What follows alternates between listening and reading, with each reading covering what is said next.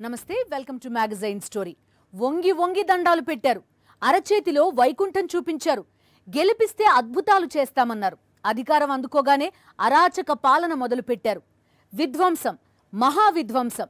ఆంధ్రప్రదేశ్లో అన్ని వ్యవస్థలను నాశనం చేసి ప్రజల మీద పగ సాధిస్తున్న రీతిలో పాలన చేస్తోంది కూటమి ప్రభుత్వం. అందుకే రైతుల నుంచి విద్యార్థుల దాకా, కార్మికుల నుంచి ఉద్యోగుల దాకా అన్ని వర్గాలు అల్లాడిపోతున్నాయి. సంక్షేమం ఊసేలేదు, అభివృద్ధి జాడలేదు, పెట్టుబడుల ప్రస్తావన లేదు. అప్పులకు, అరాచకాలకు, అవినీతికి నిలయంగా ఆంధ్రప్రదేశ్ని తయారు చేసేశారు. 18 నెలలు, కేవలం 18 నెలల్లో ఆంధ్రప్రదేశ్ని అతలాకుతలం చేసేసింది కూటమి పాలన. దీనిపైనే ఇవాల్టి మ్యాగజైన్ స్టోరీ. ఒకవైపు కరవు కోరలు, మరోవైపు పాలకుల వంచన, ఇంకోవైపు చీడపీడలు, అటు చూస్తే ప్రకృతి వైపరీత్యాలు, ఇటు చూస్తే తెగుళ్లతో పడిపోయిన దిగుబడులు. టీడీపీ గూండాల ఆధ్వర్యంలో సాగుతోన్న కల్తీ సామ్రాజ్యం. ఏ పంటకు మద్దతు ధర దక్కని దుస్థితి. ఇన్ని కష్టాల మధ్య అన్నదాత అల్లాడిపోతూనే ఉన్నాడు. సాయమో చంద్రబాబు అని ఎంత ప్రాధేయపడినా వ్యవసాయాన్ని సంక్షోభంలోకి నెట్టడమే లక్ష్యంగా వ్యవహరిస్తోంది కర్కశ ప్రభుత్వం. లక్షల రూపాయల పెట్టుబడులు పెట్టి ఆరుగాలం శ్రమించి చివరికి పంటకి గిట్టుబాటు ధర రాక దిక్కుతోచని స్థితిలో అన్నదాతలు కన్నీరు పెడుతుంటే ఆ ఉసురు ఊరికే వదిలిపెడుతుందా? కిలో అరటి పళ్ళు 50 పైసలు. ఇది కామెడీ కాదు, దుఃఖం. ఆంధ్రప్రదేశ్లో అరటి రైతుల దుఃఖం. కిలో అరటి పండ్లు ఏపీలో కేవలం 50 పైసలు మాత్రమే. ఇది వ్యంగ్యం కాదు, పైశాచికత్వం.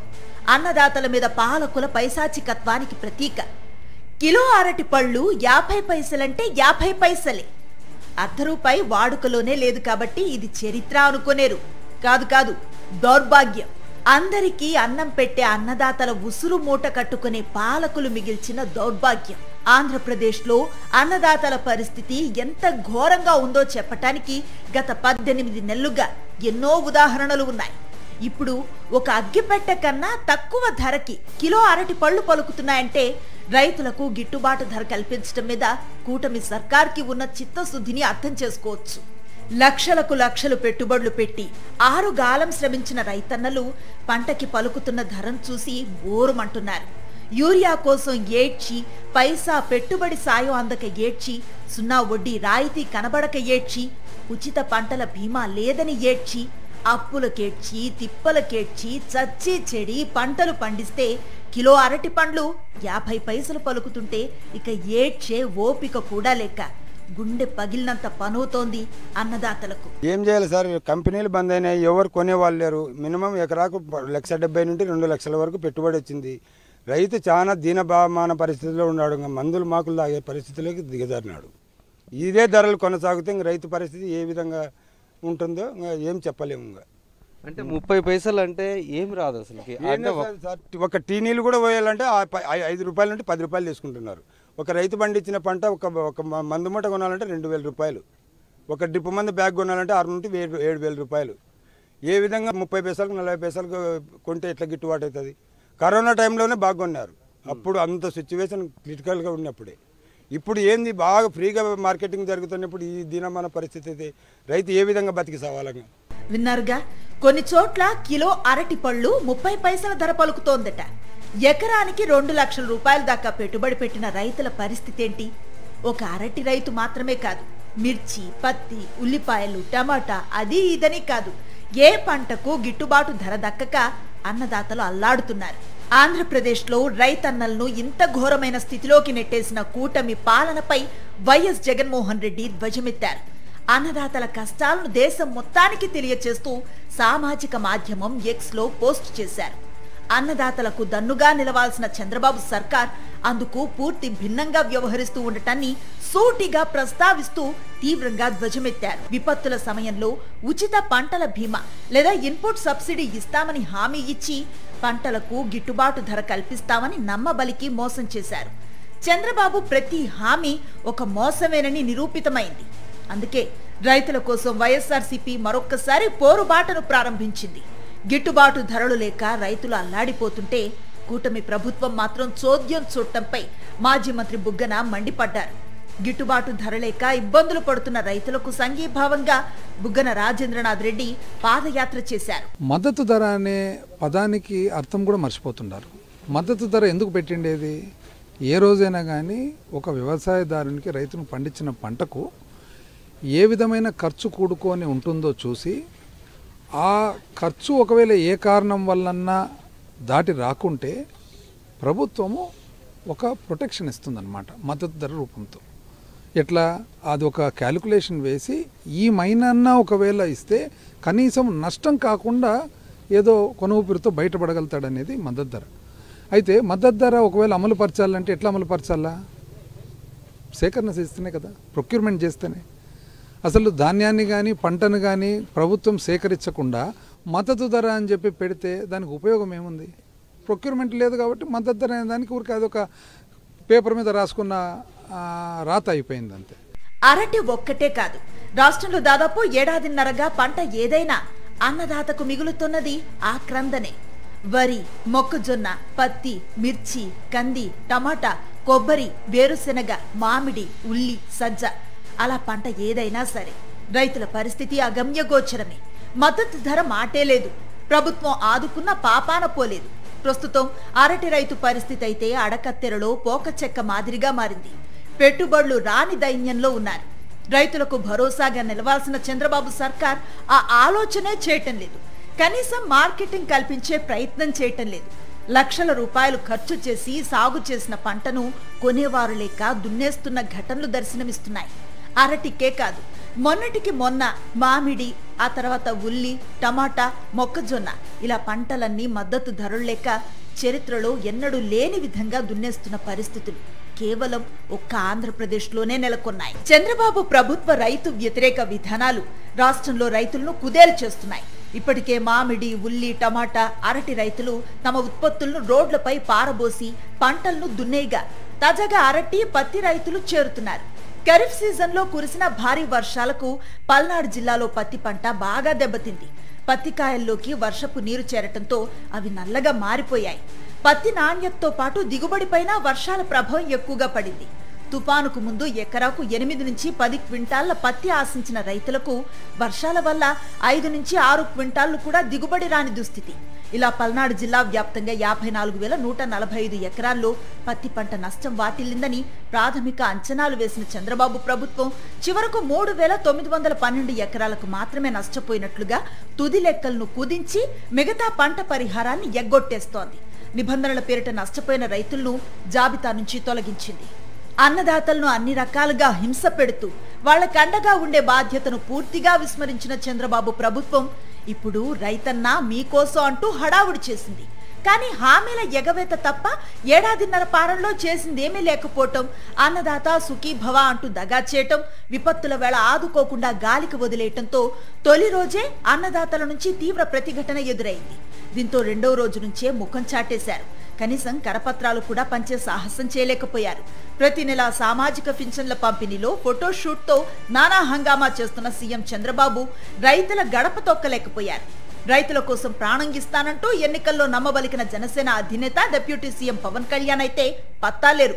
వ్యవసాయ మంత్రి అచ్చెన్నాయుడు సైతం రైతుల వైపు కన్నెత్తైనా చూసిన పాపాన పోలేదు. మంత్రులు, ఎమ్మెల్యేలు, ఎమ్మెల్సీలు, ఎంపీలే కాదు, చివరకు స్థానిక ప్రజాప్రతినిధులకు హాజరయ్యేందుకు ధైర్యం చాలలేదు. ఫలితంగా రైతన్నా మీకోసం అటర్ ఫ్లాప్ అయింది. అసలు ఈ కార్యక్రమం కోసం పైసా కూడా విదల్చలేదంటేనే చంద్రబాబు ప్రభుత్వం చిత్తశుద్ధేంటో తెలుస్తోంది. అందరికీ అన్నం పెట్టే అన్నదాతలపై చంద్రబాబు ప్రభుత్వానికి అంత కసి, పగ ఎందుకన్నది దశాబ్దాలుగా ఎవ్వరికీ అంతు చిక్కని అంశం. ఈ 18 నెలల్లో రైతుల కోసం చేసిందేమీ లేకపోగా జగన్ పాలనలో తీసుకువచ్చిన పథకాలను, సంస్కరణలను కూడా ఆపేశారు చంద్రబాబు. ఓవైపు ఉచిత పంటల బీమాను అటకెక్కించారు. 0 వడ్డీ పంట రుణ పథకానికి 0 చుట్టేశారు. కనీస మద్దతు ధర కల్పన కోసం ధరల స్థిరీకరణ నిధికి మంగళం పాడేశారు. ఈ క్రాప్ విధానాన్ని నిర్వీర్యం చేశారు. ఇన్పుట్ సబ్సిడీ అందకుండా ఎగ్గొడుతున్నారు. 18 నెలల్లో ఏ ఒక్క పంటకు మద్దతు ధర కూడా దక్కకపోయినా ఒక్క రైతును కూడా ఆదుకున్నది లేదు. ఇలా అన్ని వర్గాల వారిని మోసం చేసినట్లుగానే రైతులకు బాబు ప్రభుత్వం దారుణంగా దగా చేస్తోందంటూ రైతులు మండిపడుతున్నారు. వ్యవసాయం దండగా అని దశాబ్దాల క్రితమే చెప్పిన చంద్రబాబు దాన్ని నిజం చేసి చూపించాలని తెగ తపన పడుతున్నట్లున్నారు. అందుకే లక్షలాది రైతులకు కన్నీళ్లు, అప్పులు, కడగండ్లు మిగుల్చుతున్నారు. చంద్రబాబు పాలనలో నిరుపేదల పిల్లలు చదువుకోవడం నేరం, ఉన్నత విద్యని అభ్యసించడం పాపం, చదువుకునే పిల్లలకు ప్రభుత్వం అండగా నిలవడం ఘోరం. అమ్మ ఒడి, నాడు నేడు, విద్యా దీవెన, వసతి దీవెన, ఫీజు రియంబర్స్మెంట్ లాంటి పథకాలను అమలు చేయడం నిషిద్ధం. అందుకే అన్నింటినీ ఆపేసింది కూటమి ప్రభుత్వం. విద్యని వ్యాపారంగా చూడ్డం తొలి నుంచి అలవాటైన వాళ్లకు కాదు, దశాబ్దాల క్రితమే విద్యని వ్యాపారంగా మార్చిన ఘనులకు, పేద మధ్యతరగతి విద్యార్థులకు ఆర్థిక భరోసా ఇవ్వాలన్న జ్ఞానం ఎందుకేడుస్తుంది? డబ్బుంటే చదువుకోండి, లేకుంటే కూలీలైపోండి అంటూ తేల్చేసి లక్షల మంది విద్యార్థుల భవిష్యత్తుని నాశనం చేయడానికి కంకణం కట్టుకున్నారు ఏలినవారు. ప్రభుత్వ విద్యారంగాన్ని భ్రష్టు పట్టించిన చంద్రబాబు సర్కార్ ఉన్నత విద్యను అథపాతాళానికి దిగజార్చింది. అప్పులు చేసి ఫీజులు కట్టలేక విద్యార్థుల తల్లిదండ్రులు అల్లాడుతూ ఉండగా పాఠాలు బోధించటం మానేసి కాలేజీ యాజమాన్యాలు ఫీజుల కోసం పిల్లలను వేధిస్తున్నాయి. రాష్ట్ర చరిత్రలో ఎన్నడూ లేని విధంగా తొలిసారి ప్రైవేటు యాజమాన్యాలు తాము కళాశాలను నడపలేమంటూ రోడ్డెక్కిన పరిస్థితి కనిపిస్తోంది. చంద్రబాబు సర్కార్ గతేడాదిన్నరకు పైగా ఫీజు రియంబర్స్మెంట్ ను అటకెక్కించే కుయుక్తులు పన్నుతూ లక్షలాది మంది విద్యార్థుల భవిష్యత్తుతో చెలగాటం ఆడుతోంది. కళాశాలల ఖాతాల్లోనే ఫీజు రియంబర్స్మెంట్ చెల్లిస్తామని ఎన్నికల సమయంలోనే నమ్మబలికి తర్వాత చేతులెత్తేసింది. ఇప్పటి వరకు చెల్లించాల్సిన 8 క్వార్టర్ల ఫీజుల డబ్బులు 5,600 కోట్లు. హాస్టల్ మెయింటెనెన్స్ కింద విద్యార్థులకు ఇవ్వాల్సిన మరో 2,200 కోట్లతో కలిపి ఏకంగా 7,800 కోట్ల మేర బకాయిలు కొండలా పేరుకుపోయాయి. నిధులను తొక్కిపెట్టి అరాకొరగా పాక్షిక చెల్లింపులతో విద్యార్థులను సర్కార్ తీవ్ర మానసిక క్షోభకు గురి చేస్తోంది. తేలిగ్గా ఎగ్గొట్టొచ్చనే దురుద్దేశంతో తల్లుల ఖాతాల్లో కాకుండా తాము కాలేజీల ఖాతాల్లో జమ చేస్తామని ఎన్నికలకు ముందు చంద్రబాబు నమ్మబలికారు. ఉన్నత విద్యలో పూర్తి ఫీజు రియంబర్స్మెంట్ అమలు చేసి మాజీ సీఎం వైఎస్ జగన్మోహన్ రెడ్డి చరిత్రను సృష్టించారు. కోవిడ్ లాంటి విపత్కర పరిస్థితుల్లోనూ పిల్లల చదువులకు ఆటంకం లేకుండా సంపూర్ణ భరోసా కల్పించి 5 ఏళ్ల పాటు అండగా నిలిచారు. త్రైమాసికం వారీగా నిధుల విడుదలకు చర్యలు తీసుకున్నారు. 2024 జనవరి నుంచి మార్చి త్రైమాసికం ఫీజులు ఏప్రిల్లో ప్రాసెస్ చేసి మే నెలలో విడుదల చేయాలి. అయితే ఎన్నికల కోడ్ అడ్డు పెట్టుకుని టీడీపీ కూటమి నాయకులు కుట్రలతో అడ్డుకున్నారు. తర్వాత అధికారంలోకి వచ్చిన చంద్రబాబు ప్రభుత్వం సుమారు 8 క్వార్టర్లకు సంబంధించిన ఫీజులు చెల్లించకుండా విద్యార్థుల భవితవ్యాన్ని అంధకారంలోకి నెట్టేసింది. ఫీజు రియంబర్స్మెంట్ ను నిలిపివేసింది. కరోనా సమయంలోనూ పూర్తి ఫీజు రియంబర్స్మెంట్ ని జగన్ ప్రభుత్వం చెల్లిస్తే 8 క్వార్టర్ల బకాయిలను పెండింగ్ లో ఉంచి అరాచక పాలనకు కొత్త అర్థం చెప్తున్నారు చంద్రబాబు. కూటమి ప్రభుత్వం వచ్చిన తర్వాత చంద్రబాబు నాయుడు నాయకత్వంలో వాటన్నీ కూడా ప్రైవేట్ పరం చేయాలని, తద్వారా వ్యక్తిగత లబ్ధి పొందాలని ఒక అవినీతి ఆలోచనతో ఒక దుర్మార్గమైన చర్యను చేపట్టడం జరిగింది. ఇవన్నీ కూడా పీపీపీ మోడల్ అని చెప్పి ప్రైవేట్ పరం చేసి ప్రైవేట్ వాళ్ళ ద్వారా వ్యక్తిగత స్వార్థం కోసం, వ్యక్తిగత లబ్ధి కోసం ఆ కార్యక్రమాన్ని తీసుకున్నారు. రాష్ట్రంలోనే కాదు, దేశంలోనే కాదు, ప్రపంచం యావత్తు కూడా ఎక్కడ కూడా విద్యా వైద్యం అనేది ప్రభుత్వ తాలూకా పర్యవేక్షణలో ఉన్నాయి తప్ప ఎక్కడ కూడా ప్రైవేటు పూర్తిగా కూడా ఎక్కడ కూడా లేవు. 5 ఏళ్లు, 5 అంటే 5 ఏళ్లు. నిజానికి ఇదేం పెద్ద కాల పరిమితి కాదు. కానీ ఆంధ్రప్రదేశ్కు సంబంధించి మాత్రం 2019 నుంచి 2024 వరకు 5 ఏళ్ల కాలం మాత్రం అత్యంత విలువైనది, అమూల్యమైనది. ఎందుకంటే ఈ 5 ఏళ్లు ఏపీని పాలించింది వైఎస్ జగన్మోహన్ రెడ్డి. 2 ఏళ్లు విలువైన సమయాన్ని కరోనా మహమ్మారి మింగేసిన మొక్కవోని పట్టుదలతో, అకంఠిత దీక్షతో, అనంతమైన సంకల్ప బలంతో జగన్ సాధించిన జనరంజక పాలన ఎన్నో సంస్కరణలకు వేదికయింది. సంక్షేమంలో ఇటు అభివృద్ధిలో విప్లవాత్మకమైన మార్పులు తీసుకువచ్చారు జగన్మోహన్ రెడ్డి. విజన్ అంటే ఏంటో చూపించారు. వాటిలో ఒకటి 17 కొత్త ప్రభుత్వ మెడికల్ కాలేజీలు.